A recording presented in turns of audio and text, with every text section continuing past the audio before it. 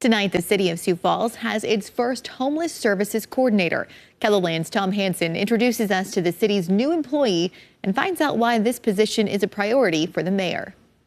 Mayor Paul Tenhaken says two things he gets asked about most often are potholes and homelessness. It's a visible thing you can see. You can see people when you go to the downtown library that you can probably identify as maybe struggling with homelessness. You can see it when you're in our downtown. You can see panhandling at our interstate exchanges.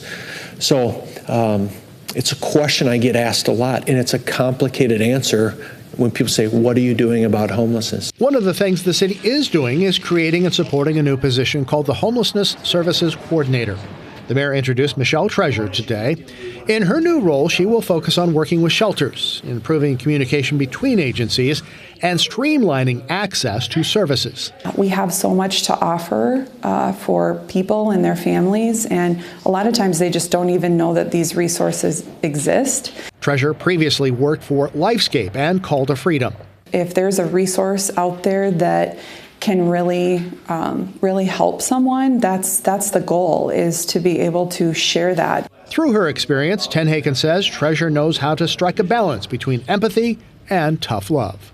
There's kind of two philosophies I see a lot of times with homeless. Some is, well, they should get a job. We got tons of jobs. There's all places you can get a job in Sioux Falls. It's their own fault. And there's other people who say, they can't work. We should expand our shelters and build bigger shelters because we should care for these people. Well, the balance is in the middle somewhere. And I think you need someone like Michelle, who's worked with some challenging populations and kind of knows what that balance should look like.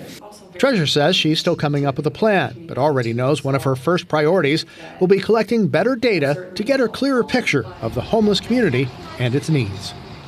Tom Hansen, KELOLAND News.